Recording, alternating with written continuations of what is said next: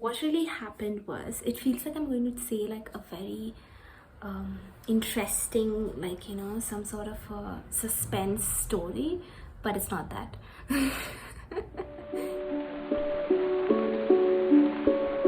Firstly, I am a little bit of a control freak myself at times. I am very in tune with my masculine energy, that is the doer in me, and also that our society is very programmed to having this nature within themselves to do, to go after, right?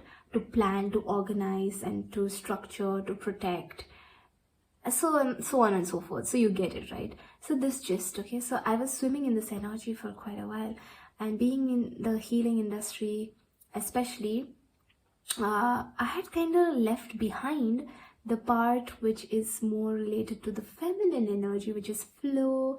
It's more receptive, it's more accepting and allowing. It's the part where you are like the woman, who receives. So that energy had been struck down hard by my masculine energy of doership. And yeah, so during this period, it's like, no, you need to stay. Okay, so even during that stage, I was capable of making food for me and my mom, concentrating on purchasing groceries online and everything, but someone had to do it. Okay, so that's my excuse. But anyways, towards the middle, I did run out of all of my energy, so that was not even an option at one point. But initially, I did somehow hold on to this masculine energy of doership. Anyways, the next thing that happened was, first thing, it broke me down into my feminine nature. It reminded me of the importance of it. Secondly, it made me realize that in some way, maybe I was in this doer nature, whatever this is, because I didn't feel supported, I didn't feel guided enough, and I didn't feel safe enough to just allow myself to be received as well. Yeah, so the second part was that I realized in so many of my observations, my client observations, where we have like a one-on-one session with my client in my counseling sessions, that there were so many instances that there were messages even for me, lessons for me too, and I hadn't received them because I was always in the rush of doing that. Somewhere I didn't pause enough to allow and receive this goodies that was being sent my way. So that was the second thing, where I had to really allow myself to receive now and be okay with just receiving also.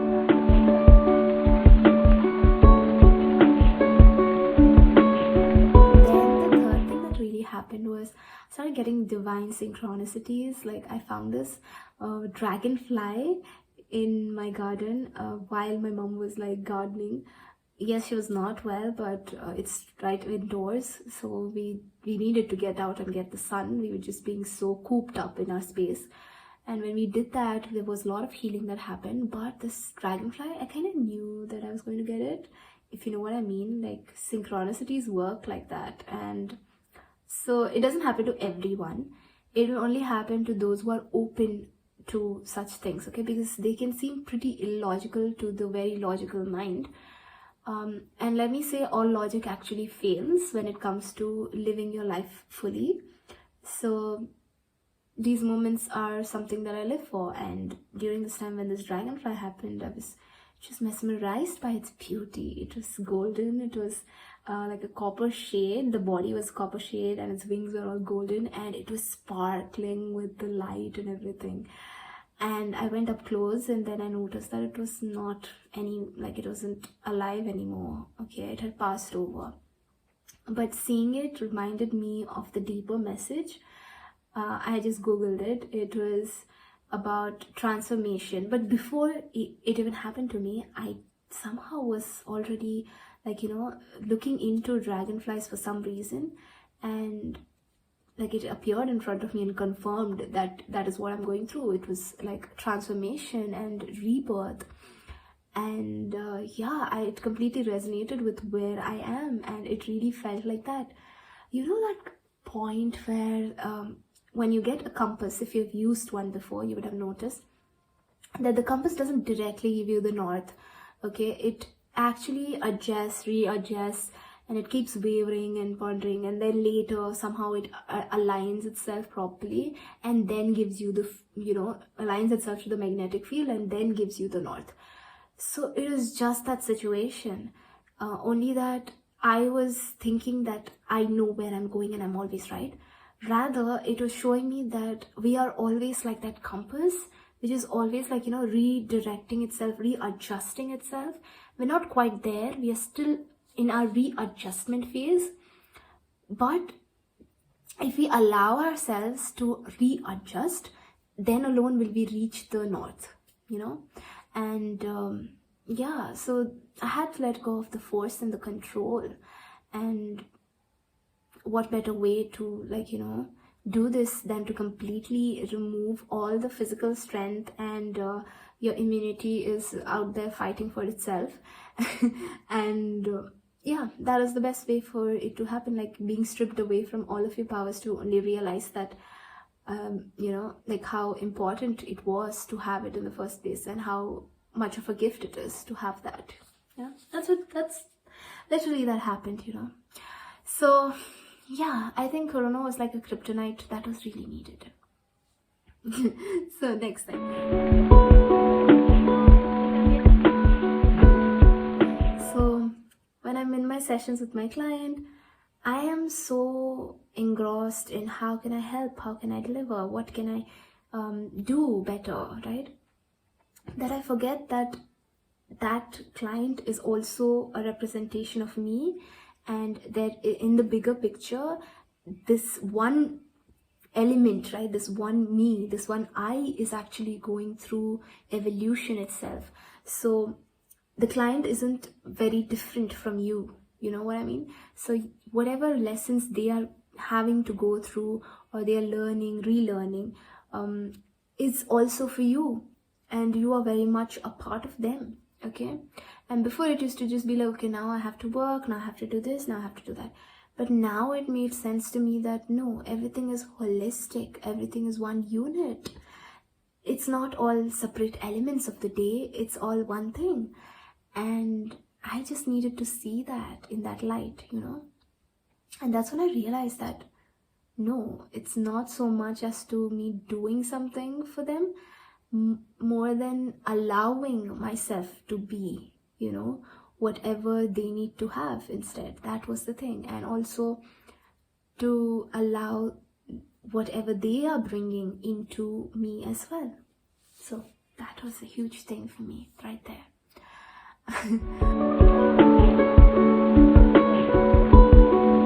That we aren't alone as much as we'd like for it to be true. We aren't. There are so much more higher beings involved. We are always constantly being guided, but we need to listen. We need to take the time to listen. We need to take the time to pause. And pausing is very important too. Resting is very important too. Not doing is very important too. As much as doing is important.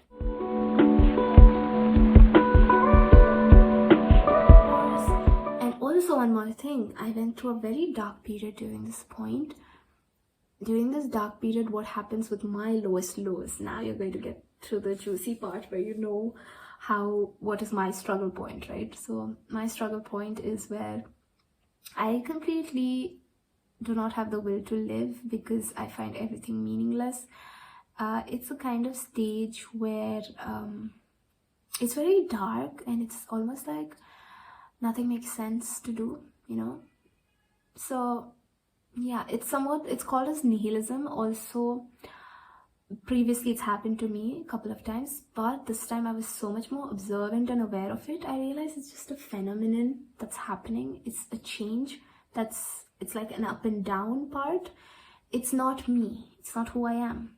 So I don't have to be so bogged down by what it is, and I can just see it for what it is and observe it and learn from it instead.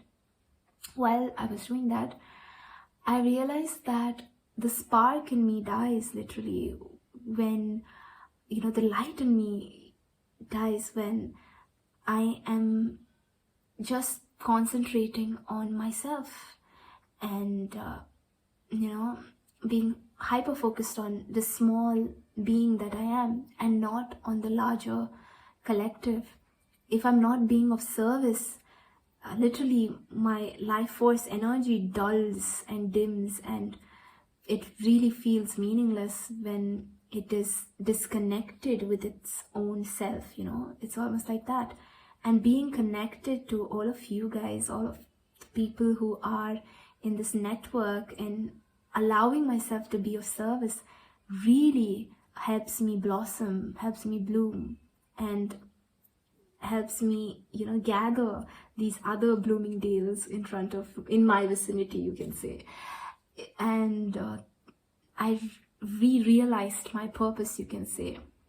And it doesn't have to be in one way. It's not that I realized that I have to spiritually counsel only or pranic heal only. It wasn't that. It was like in any small way, even maybe a contribution of a post where I think maybe this might help, or this helped me, so maybe I should just share it. Or just simply being present with a friend, that too has had a great impact on my well-being. And it's this connection, this spark, and this is, right, corona, that is anatomically a region of the crown or something. Yeah, I think it's that. Or it also is the orb of light around the sun and the moon. So I don't know, whoever found this term and coined this term for this specific virus really made sense to me, because it was that it lit me up inside. It made me realize that, being in this situation still connects me so much more with the people outside of me, or the people we think is outside of us, right? And it makes us more aware of how each of us, contribute to each other's health and well-being. And realizing the service part especially did it for me. After that, I think since this was like the tip of the iceberg, I hit that note, right, like where nothing can go beyond that point. So that is when that realization happened, and that was a huge activation for me. After that activation, I just resumed my work, and during this pause period, shockingly, there were so many more people who approached for healing and counseling. And I was like, let's do it. That's what we're here for, right? And it's been unreal. It's actually when I wasn't really doing something, when I wasn't really putting myself out there or actively doing anything, in fact, to get people to, take the help they need, or counsel, healing, whatever way, right? Like, it was during this time that it actually majorly impacted the people, and they came to me instead, right? Instead of me going to them, they came to me, and made me realize quite a lot of things. So I think the moral of the story is that you don't always have to do certain thing a certain way only, and everything is one whole unit.